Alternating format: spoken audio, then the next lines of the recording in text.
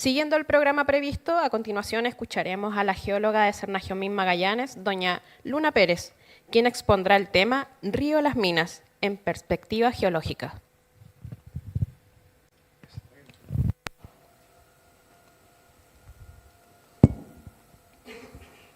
¿Se escucha bien? Sí. Yo no estaba acá para el año 2012. Justo el sábado pasado se cumplen 5 años que vivo en la región. Luego de mí se vino mi familia. Sin embargo, todos tenemos en la memoria, por alguna razón, el desborde del 2012. Bueno, en mi caso por razones obvias porque lo he estado estudiando. Pero, ¿cómo puede uno recordar algo que no vivió?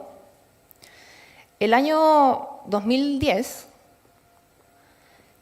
bueno, yo vivía en Santiago, tenía 18 años y recuerdo que eran las 3 y tanto de la mañana y me despertó el terremoto, que todo Chile conoce, que está en la memoria colectiva incluso de las personas que no vivían en la zona centro.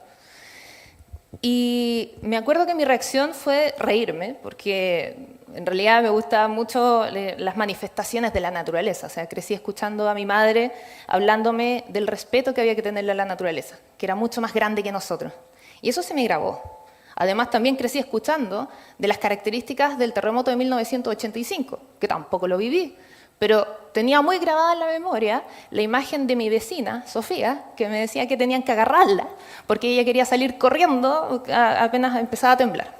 De hecho, en el terremoto, cuando me paré de la cama y me puse en el dintel de la puerta, pensaba igual, como, ¿qué será de la vecina? Alguien la estará atajando. Bueno, resulta que en ese mismo momento, cuando me pongo ahí en la puerta, debajo del dintel de la puerta, mi mamá abriendo la puerta de entrada de la casa, para que no se tranque, yo le dije a mi abuela, abuela, quédate ahí, porque que no tuviera miedo. Yo, que nunca había vivido un terremoto. ¿Y de dónde vino ese recuerdo si yo no había vivido un terremoto?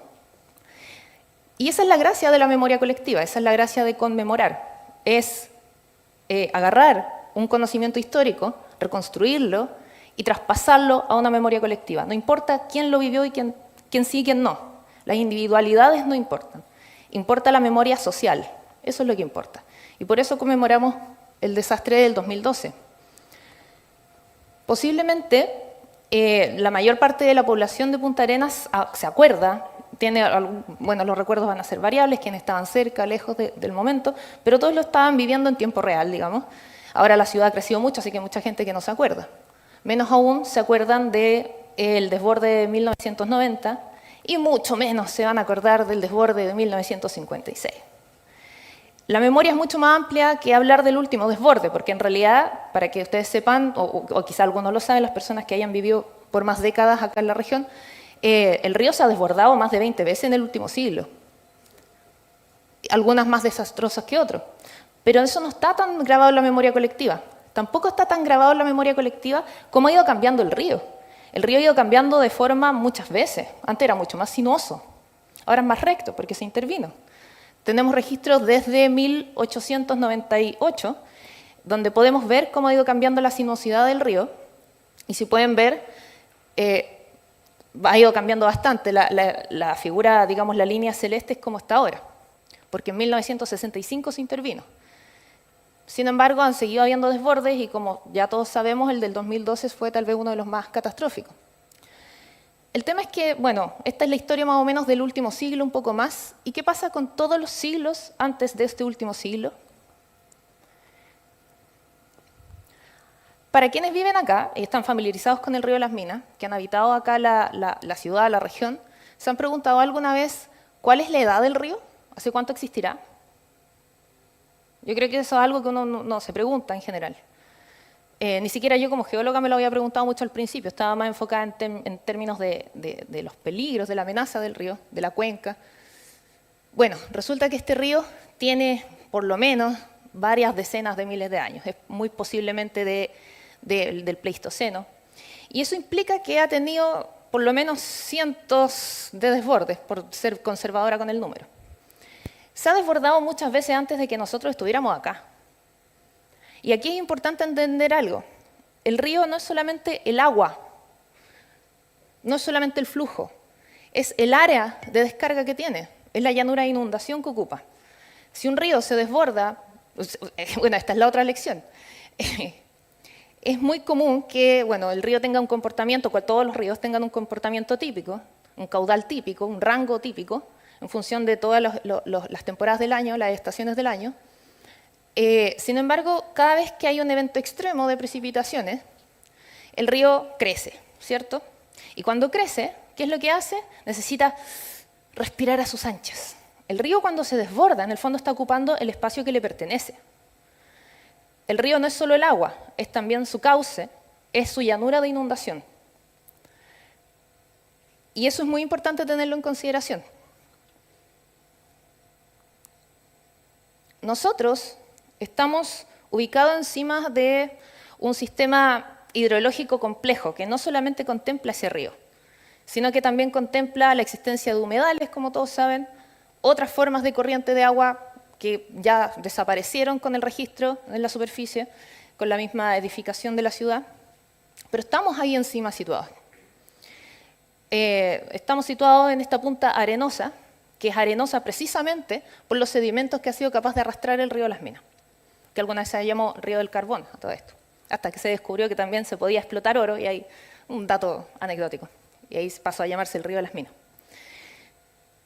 Hace muchos años, cuando estaba por titularme, un amigo que era bien bueno para ponerme en situaciones complejas me pregunta: oye, ¿y por qué te gustan tanto los peligros geológicos si al final ya estamos ubicados donde estamos? O sea, como ¿qué más vamos a hacer aparte de saber arrancar? Me decía, es como intuitivo. Yo ahí en ese momento, bueno, no sabía tanto todavía y no tenía tanta seguridad en mis conocimientos, entonces, o en mi criterio, entonces me puse nerviosa, dije, ¿qué le respondo? Pero me mantuve impertérrita, no reaccioné. Dije, esto lo voy a responder. Pero continuó y me hizo una pregunta más difícil todavía. Me dijo, ¿existe realmente algún lugar seguro donde vivir? ¿De qué nos salva la geología? ¿De qué sirve tu carrera? Oh. Ni les cuento la crisis vocacional en la que entré. Porque a mí me gustaba mucho la ciencia, tenía una idea muy romántica de las geociencias en general, de las ciencias de la Tierra y el espacio. Pero también tengo mucha vocación social. Yo quería que lo que yo hiciera tuviera algún impacto. Y me tomó unos cuantos años encontrar la respuesta a su pregunta. Y se las voy a dar, se las voy a compartir, pero no todavía. Es importante conocer dónde vivimos, porque a pesar de que ya estemos encima de todo este lugar pantanoso, de este delta, de esta desembocadura, es importante conocerlo porque la ciudad sigue creciendo, ha seguido creciendo todos estos últimos años.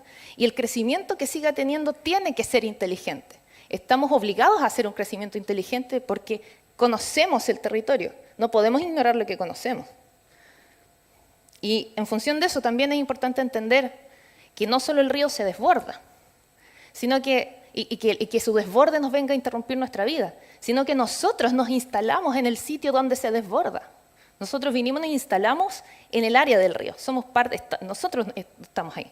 Y por tanto, tenemos que conocer esa amenaza y tenemos que saber responder a ella.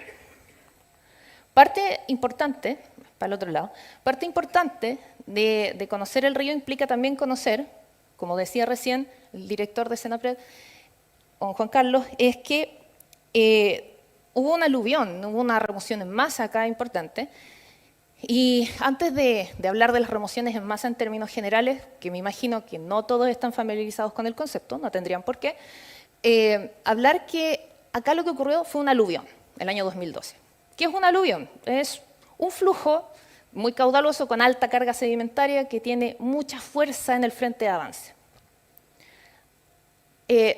Y tiene, bueno, mucha capacidad de arrastrar bloques.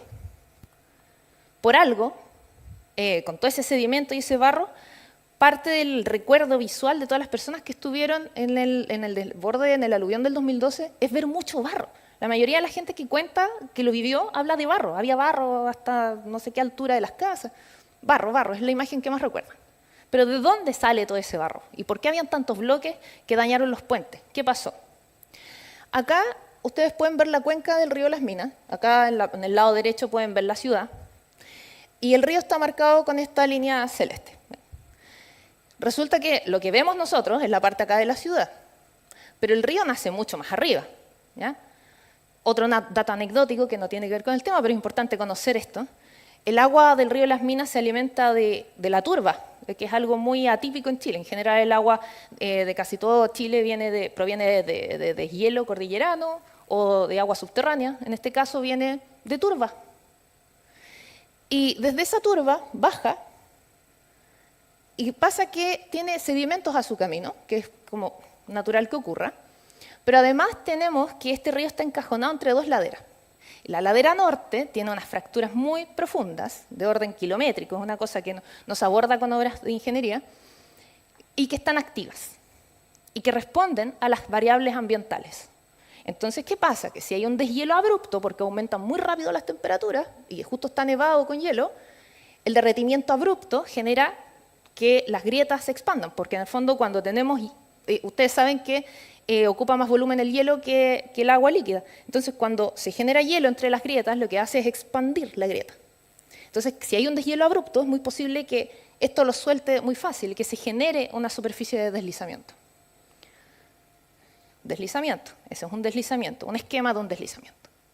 En el fondo tenemos una masa rocosa que se desprende, es un derrumbe en otras palabras, en palabras coloquiales. Deslizamiento es la palabra apropiada, en este caso del río Las Minas, lo que ocurrió fue un deslizamiento de roca. En la primavera del año 2011, ahí más o menos por noviembre, ocurre un deslizamiento que hace que las rocas se propaguen por dos costados. Esto es un sector de la ladera norte, no es que ocurra todo esto en la ladera norte, es un sector, pero esto tiene más o menos un ancho de 1 kilómetro, para que se hagan una idea. Y esto se propagó como avalancha de roca hasta el río. El río está justo ahí abajo. ¿Y eso qué genera? Generó represamiento. Generó con cada lóbulo 2 represamientos parciales. Ahora, ¿qué pasa? Que el agua, ¿por qué no pasó nada al tiro?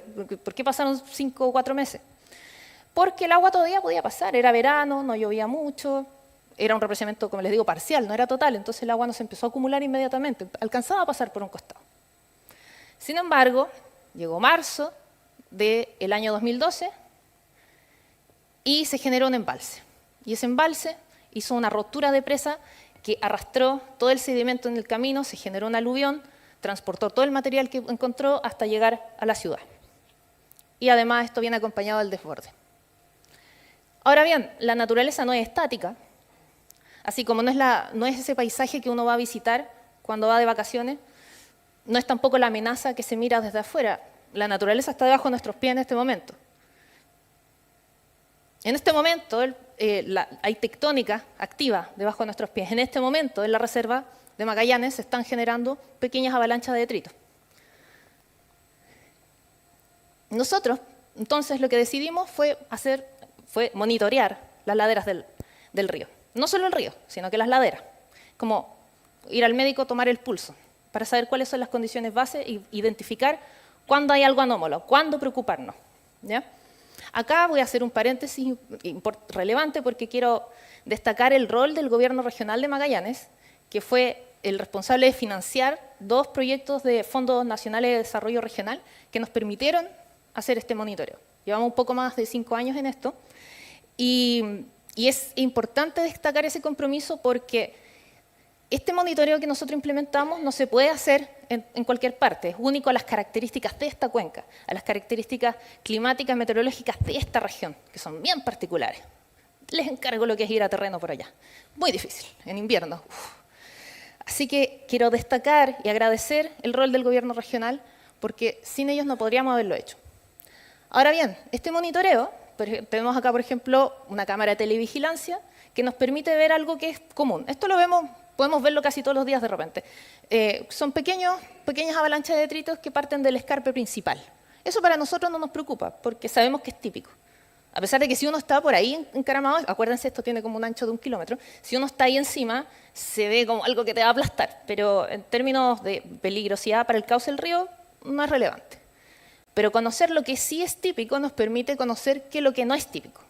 Entonces, por ejemplo, nuevamente, primavera del año 2023, ocurre un deslizamiento a partir de los depósitos que estaban encima del escarpe principal. Y se genera un deslizamiento. Todo lo que está marcado acá en rosa, en fucsia, está marcando un depósito que antes no estaba. Y ese depósito no se ha ido, porque desde esa fecha hasta ahora no había ninguna lluvia intensa. O sea, No ha llovido mucho en poco tiempo, eso es lluvia intensa. Llover mucho en poco tiempo. No ha vuelto a ocurrir eso. Entonces, esos depósitos todavía están ahí. Si vuelve a llover con mucha intensidad, esos sedimentos y bloques de roca, que son mayormente bloques rocosos, van a ser arrastrados. Ahora bien, para no generar alarma, este volumen de material es mucho menor que el que había en el 2011, así que no es comparable. Pero esa es la forma en que el sedimento empieza a estar disponible para la generación de aluviones. Entonces es importante conocer, y conocer implica poner mucha atención y dedicación a conocer el territorio, porque nos prepara. Entonces yo voy a resumir en este momento cuál es la cadena de eventos que nos lleva a un evento como el del 2012. Primero, tiene que haber alguna variable en el ambiente. En general, las remociones en masa son respuestas a variables ambientales, a variaciones en el medio ambiente. Entonces, primero necesitamos un desencadenante, como el deshielo, por ejemplo, o una lluvia, o un sismo, algo que active las grietas para que se genere una superficie de ruptura. Si eso es suficiente, se puede generar una remoción en masa. Y esa remoción en masa puede tener el potencial o no de represar el río. Me pasé un punto. Y ese represamiento puede estar ahí por mucho tiempo y puede lavarse de a poco, entre comillas, o sea, con la misma crecidas leves del río, puede ir despejando el cauce lentamente, eso puede ocurrir, ha ocurrido, o puede estar ahí por mucho tiempo, sin que pase nada, hasta que haya un factor potenciador, como una lluvia intensa, que llueva mucho en muy poco tiempo, que genere una rotura de presa, un consecuente arrastre de material, la generación de un aluvión que transporte ese material lejos de la fuente y que pueda generar, en último caso, lo que pasó en el 2012, bloqueo de puentes y mucho sedimento, que era esta enorme cantidad de barro que podíamos ver. Entonces, como reflexión final, quiero decirles cuál es la respuesta a la pregunta esa tan incómoda que me hicieron hace varios años, cuando todavía era estudiante. Me dijeron, ¿de qué nos salva la geología? Y yo no sabía qué responder. Bueno, ahora mi respuesta iría pensando en temas de tiempo. Creo que la geología lo que me ha enseñado es a tomarle el pulso a la naturaleza, en términos de que si yo conozco lo que ha pasado en términos históricos y geológicos, antes de nosotros, antes que lo que es prehistórico incluso, me permite conocer las periodicidades de cómo se comporta la naturaleza. Y esto no funciona unilateralmente, no es que me haga ser capaz de ver solo el pasado. Esto me amplía el criterio de forma transversal, me permite mirar también al futuro. Amplía perspectiva. La geología o las geociencias, las ciencias de la Tierra y el espacio, porque me gusta incluirlo porque en realidad debiera estar todo incorporado, lo que nos permite es ubicarnos y nos quita la idea de lo instantáneo, nos quita el cortoplacismo. Nos permite entender la Tierra y la superficie de la Tierra como un sistema complejo. Y los problemas que son complejos nos permite abordarlos con soluciones complejas. Todas las formas de conocimiento, en el fondo, nos generan resiliencia, porque nos permiten estar preparados. En cuanto al futuro, sabemos que el cambio climático, en el fondo, se va a traducir en cambios de patrones climáticos. No tenemos algunas nociones de cómo eso puede afectar el tema de las amenazas acá. Algunas nociones. Pero más allá de eso, es importante grabarse la idea de que las remociones en masa en particular, la superficie de la corteza de la Tierra, cuando tiene activaciones como esta, en el fondo son siempre respuestas a variaciones del medio ambiente, a variables ambientales. Si cambian los patrones del clima, vamos a tener respuestas inesperadas, sobre todo si no sabemos cuáles van a ser esos cambios, ni cuándo, ni en qué intensidad, o en qué magnitud. El conocimiento histórico y geológico construye memoria colectiva, y la memoria colectiva es resiliencia. Por eso conmemoramos. Muchas gracias por su atención.